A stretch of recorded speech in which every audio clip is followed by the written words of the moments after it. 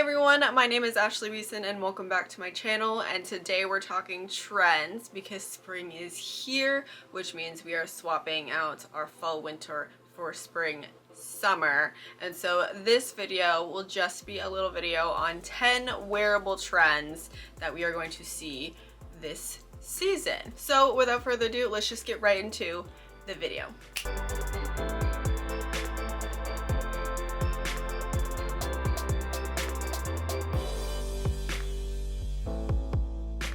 Something that we need to just remember when it comes to trends is that trends don't necessarily mean they're going to be brand new. Trends really just pinpoint what is being hyper fixated on during a season. So some things could be new, some things we could see the last few seasons and it's just carrying on, or it could be something that was a thing and then died and it's resurging as the same thing or maybe a little different. That's just how trends work. So you can't always expect trends to be brand new, and so you just kind of have to keep that in mind. But with that being said, the very first trend that I want to talk about is the pastel takeover, specifically the powder pink color, the butter yellow color, and the pistachio green color. These ones seem to be the main pastel colors. There might be like a blue, like a baby blue or a sky blue in there, but these ones seem to be the main ones, particularly the pink and the yellow. But these three shades are super soft, they're very feminine. The pink very much moves away from that Barbie pink color that we had been seeing, and then the yellow is so pale and so soft that it could sometimes even be considered possibly a neutral because it is just so soft. And then the return of the mint color comes in the pistachio color, but it is just a little bit darker and it is a little bit more subtle in the hue, so it's not as aggressive as a mint green color. And because these are just colors, the styling moments can be all over the spectrum. They can be more intense and have a little bit more attitude to them, or they can be a little bit more on the minimal side. It just depends on your own personal preference because it is a color, so do with it what you will, basically. And because it's a color, it's on everything. It's on accessories, it's on shoes, it's on clothing, everything under the sun. You will find these colors, and I think pastel in general is a really good spring trend, and it also can carry over into summer. But spring is just color and it's fun and it's vibrant, and these particular colors, because they're soft, they are really good style navigators and finding color that isn't crazy if you're not someone that's overly colorful. But these are good hints of colors that you could add into your wardrobe for a pastel-y kind of color. And if you're someone that likes color, you can add bolder shades with it, or you can do the head to toe single color. There's just so much range with these colors, and I absolutely love all three of them. I think they're such pretty colors. The next trend are sheer fabrics, which again isn't a trend that is necessarily shocking, but again, it's hyper fixated. So it is the normal lighter, flowier fabrics, but the focus seems to be more on tulle, chiffons, and organzas. So it is much thinner and much lighter than if you just had normal like lightweight cottons or something like that. I've seen it in everything from dresses, skirts, tops, pants, jackets. It's everywhere, all over the place. It is a little bit more, I would say, a little bit more feminine leading because it is a lighter and sheerer, but you can definitely make it edgier. It just depends on maybe how you style it or the color of the fabric. That will change the feeling overall. And just like with the colors, you have such a wide range of how you can style this. You can be a little bit more minimal, or you can be a little bit more bold. You can have a little bit more conservative styling, or you can have a little bit more risque styling.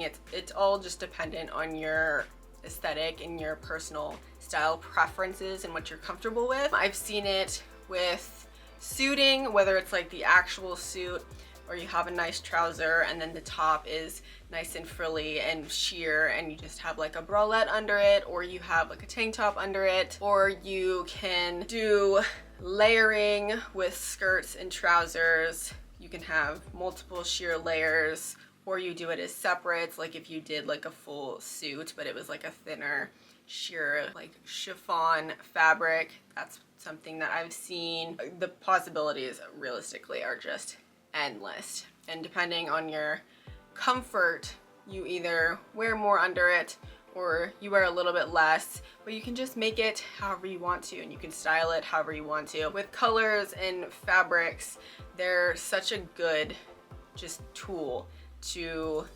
express your particular aesthetic, and the sheer fabrics are just a fun and very light and very spring summer fabric that is being focused on. And I think some of the styling that I've seen is really cute, and I do actually really like this particular trend, just like I like the colors. The next trend is something that we are very used to seeing fall winter, but it is making its way into spring summer, which are just plaids or check, depending on how you say it. And whether you're looking for like the more country vibe or the more 90s grunge vibe, you can hit it all marks with what we're seeing with plaids. The trend of plaid and check is kind of making its way into every styling category. We're seeing it in separates, coats, dresses, skirts, the classic flannel shirt, and there were tons of examples on the runway, down to dresses, to pants, to coats, to tops, to layering with different prints or different versions of plaids and bringing them together, or even as details in garments, like with colors or with the cuffs of things, or just anywhere that can have maybe a little added detail of that plaid check pattern. And the color palette is at a range. It can be the lighter, more pastel-y tones, or it can swing into the more traditional darker palettes that we are generally used to seeing with plaids. And along with the standard plaid print, gingham is a common check trend that we are seeing. It's pretty much, I think it makes a lot of sense because gingham kind of associate with outdoors, sun, picnics, which is something we do spring, summer, so it makes sense. And then the fabric generally seems to be lighter to cater to the season more, but I've definitely seen some fabrications that are a little bit stiffer and they might be a little thicker, so we don't necessarily fully go away from what we know with the plaid, but we generally have it in the lighter, more season appropriate, but we can still have, I guess, the more just like, it's not cozy, but it's just like the thicker, what we're used to, stiffer fabrics, which can also be in between.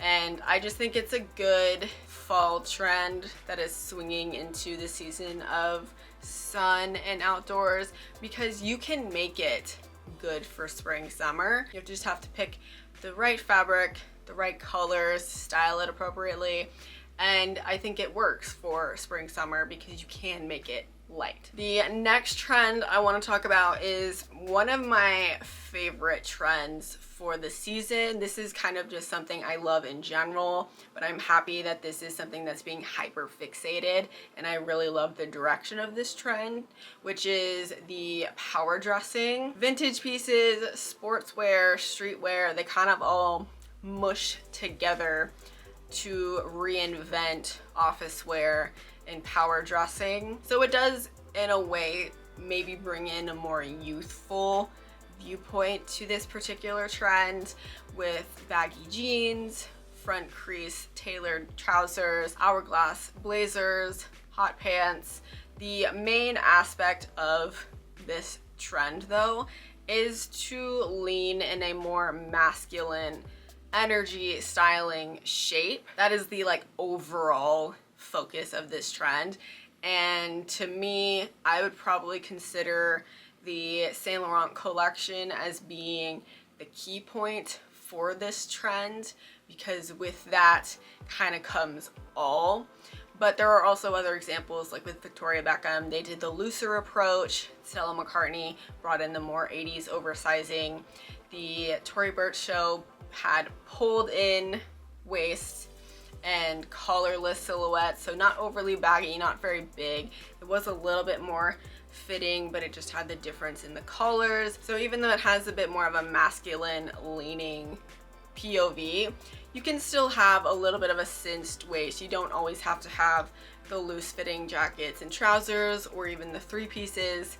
It's all kind of encompassing. It's just all about having strong, powerful, masculine adjacent suiting and office wear. That's just the main thing of this trend. And what I like about this trend too is that you can still give the same energy, but you can style it with a skirt rather than a trouser, and you can maybe just pull in the waist a little bit, but it still has that really good power dressing energy. I just think it's a very clean trend, and it's super easy for everybody to adopt what they think fits with their aesthetic, because power dressing works for basically every type of aesthetic. You just have to figure out what colors work the best for you, how you want to style it, because it all can mesh in to everything.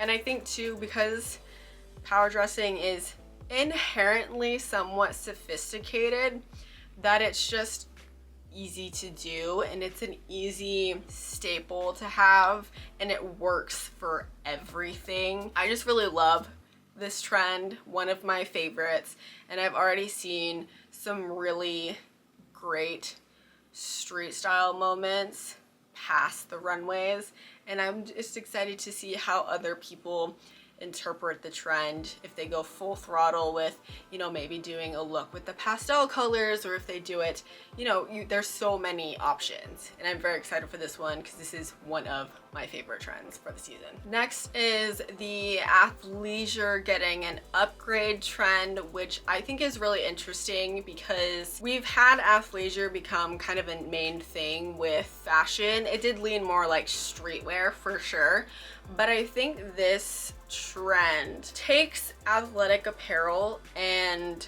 just makes it feel more fashion, and it's taking like staples. You can go across the board with a bunch of different athletic staples and just put it into a look that makes it feel like it should be there. It might feel sporty, which is still supposed to be, but it just levels it up a little bit. The main thing that I've been seeing with this trend is pairing sports jackets with skirts or dresses, like putting it over, and then I've seen tracksuits on the runway, and then pairing sports bras with tailoring or a legging, and then you're seeing like that more stiffer athletic fabric being paired with flowy sheer fabrics. It's kind of an all-encompassing, but it's just making athleisure more interesting to look at, and you can play with it a little bit more, and you can make it fashion, and you can make it something that works for any type of event. And it's not like you're just wearing a sports bra, it's like you're wearing a sports bra, but then you're wearing like a power suit with it, and it brings more to it, or you're having a little bit more color in it, or you're wearing a nice flowy dress and then you throw on a sporty waterproof jacket. Like, there's so many interesting ways of pulling this trend in and making athleisure just, again, more fashion. And I do really like this because I think it is just so broad. And of course, like I said earlier, it's been around, like athleisure's been around, and this is just, I think, a different way of interpreting athleisure, and it's not fully in the streetwear realm that we are more used to seeing it in.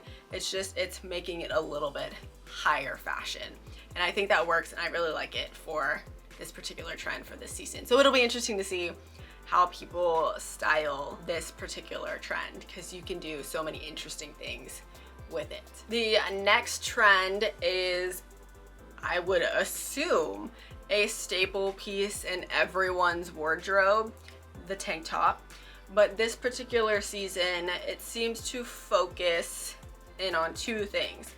One, that it's actually a main styling point of the look. It's not just something you throw on under something. And the other thing is that it's the U shape, which is the more traditional tank top shape, I think.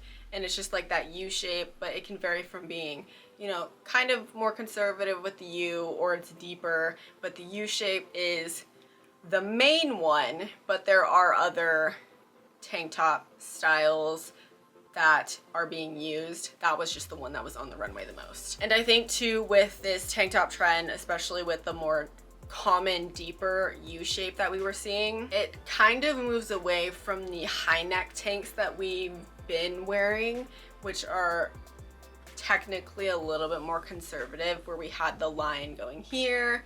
It's kind of just bringing in a little bit more skin, and that warrants to a lot of different styling things and how you can make a look either really casual, or you can bring up the luxury and make it a little bit more fashiony. This trend is of course super easy and one that everyone can touch upon, especially when you can style a tank top with anything essentially. Or you can take the route of doing tank top dresses, because that was also on the runway. It's a tank top, and so you style it how you want to. But I think having a trend like this where it is a staple piece in everyone's wardrobe, I think that's actually a really interesting trend, because it's just a matter of how they wish to interpret the simplest thing, which is just a tank top. And I, for one, am very much part of this trend. I love wearing tank tops with things. They're just easy, and this is a no fuss trend that you can just make really simple, really good, and you can make it bold if you want to. This is a good spring summer trend, not one that's particularly shocking, but it is just interesting that there was such an influx for this season. So it'll be really cool to see how people take the tank top and make it their own and make it interesting. The next trend is something that is really big. It's kind of all over the place on the runways, and we've already started to see people wear it.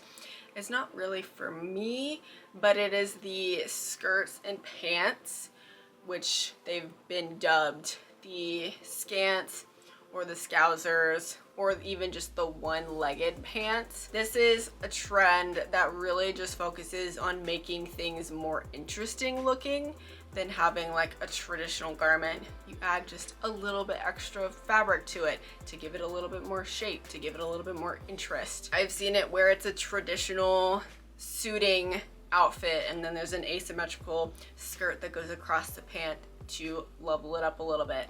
Or we're seeing it where the pants are pants, but there's an extra fabric piece that's into it that actually shapes the pants to look a little bit like a skirt from the back, I think. I don't think it looks like, I've seen it like look more like a skirt from the back, and that's obviously a little bit of a bolder silhouette. The base trend of this is more along the lines of designing it into the garment. So you design the garment thinking about having this extra piece so it's sewn in and it's actually physically a part of the garment.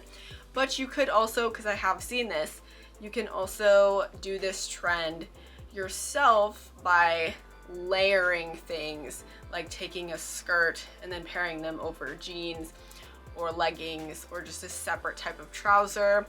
This is where I start to not really like the trend. I'm not much of a skirt over pant type of person, because especially when I think of a skirt over like a legging, I'm thinking of like middle school.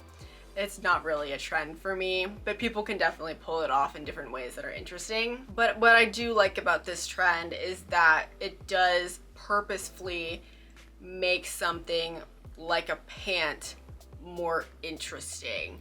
And because it is such a wide trend, there's tons of different ways that you can style and interpret this particular trend, and it'll be interesting to see what people continue to do. The stuff that I've seen so far is really cool. They pull it off, it looks good.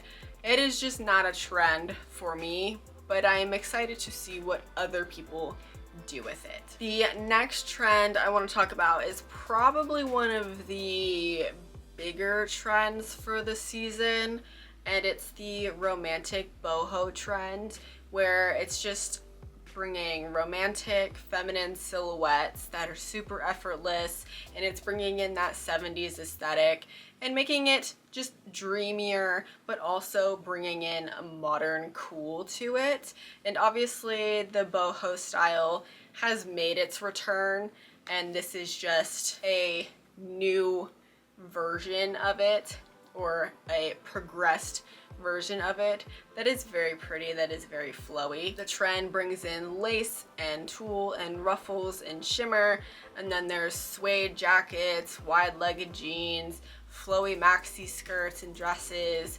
In some cases it can be heavily beaded and embroidered. It kind of just depends on which way you swing. Chloe is the more modern approach, has more of like a vintage nostalgia to it, and they are I think the main reason Boho has come back. Like, they are the main fashion house that has really pulled it and brought it up.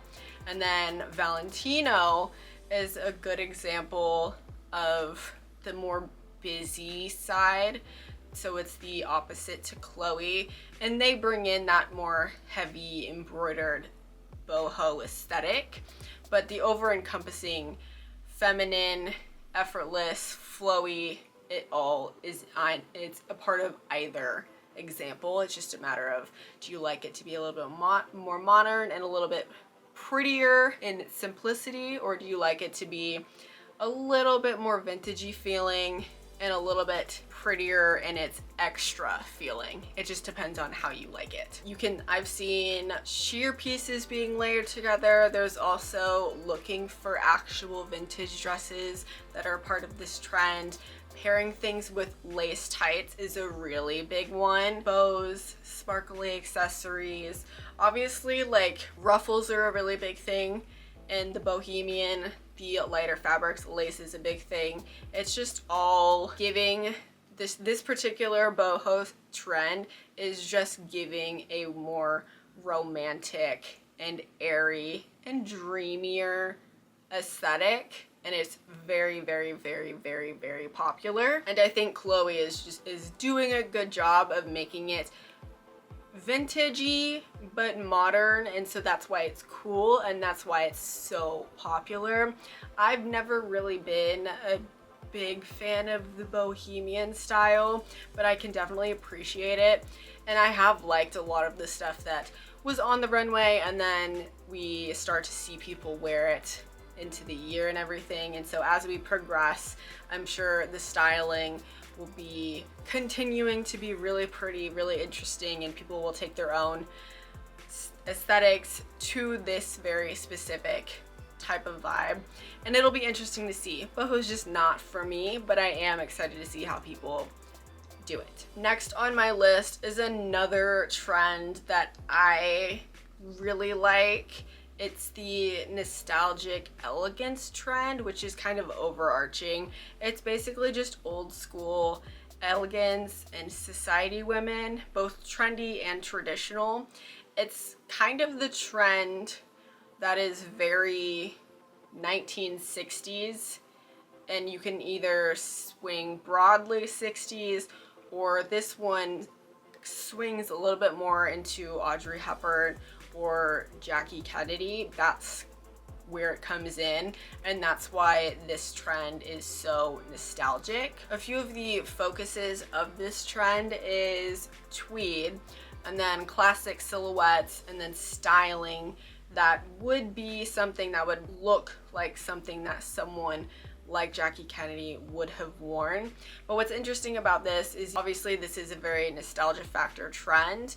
It does pull into the modern world, and it's just up to how you interpret such traditional silhouettes and energy of the 1960s, the very elegant traditional things. And on the runway, three main examples are of course Chanel. Gucci did a pretty cool modern take to it, and then Louis Vuitton had their own POV for it, and they all give very different energy, but they all feature very classic silhouettes, maybe just with a modern twist, and they feature the tweed, and they feature the styling points that we see for those 1960s looks. Some focus points could be those traditional, very classic and very elegant dresses, or even something simple like a knitwear and some denim or a trouser. Very, very simple. And something that is already being pulled into styling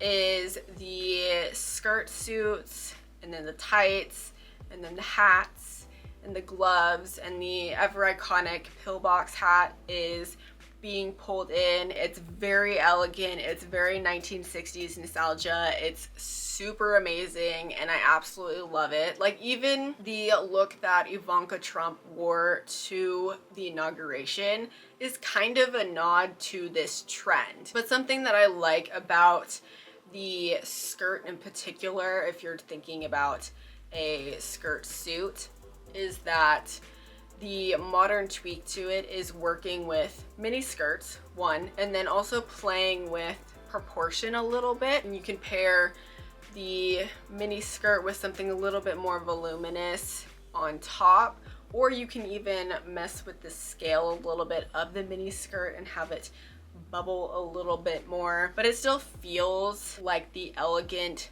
1960s aesthetic that this trend is, but it just pulls it into a little bit more of a modern scope. And then pair it with some tights, and that also brings up the elegance as well, and it also just pulls in the entire look. When it comes to other styling, you can wear the classic footwear of more of like a ballerina flat, or you can do something more modern with a sneaker type shoe, or you can do like a little elegant heel that would be maybe a little bit more on par with what was worn.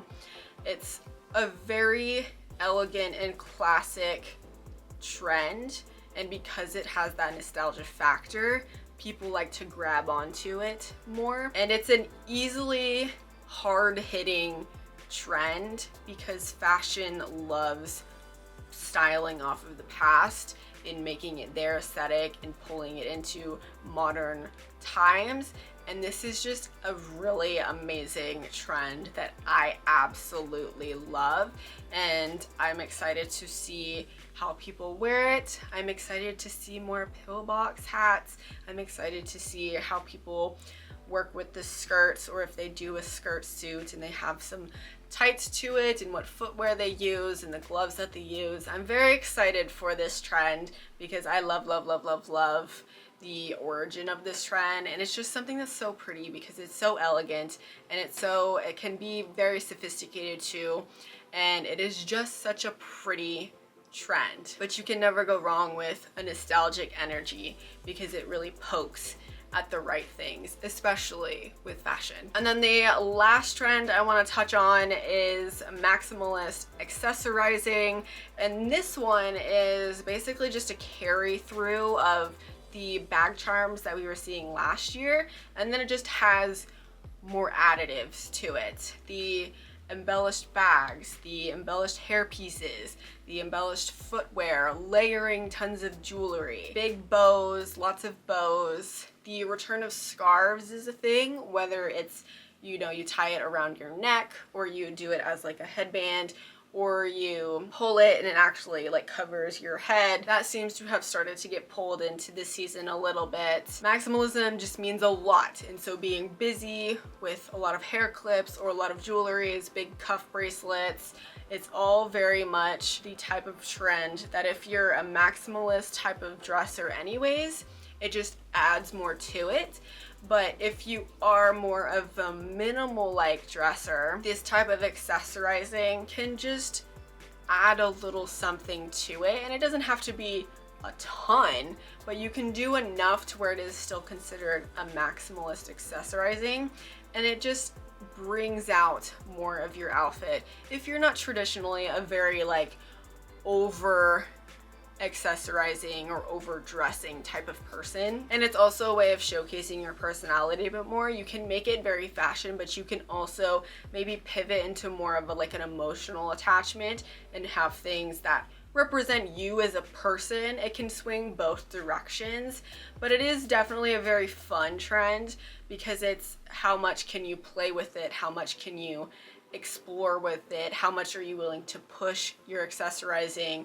If you're someone more minimal, how far can you go before it for you is too far, and you can make it tasteful and you can make it cool. And I think this trend is just a very fashion trend because it only warrants people showcasing their personality and how they like to showcase their aesthetic. And this trend will definitely be very fun to see how people do it, because it can be crazy and wild but really fun, and it's just a fun trend. And those are 10 wearable trends that we have for this season, and we are kind of already seeing most of these ones out in the streets, so it'll just only be a matter of time before we start to see more and more people start to interpret these trends and all of the other trends in their own aesthetics. But when it comes to trends like these, I'm just excited to see how people adopt them and how they make it their own.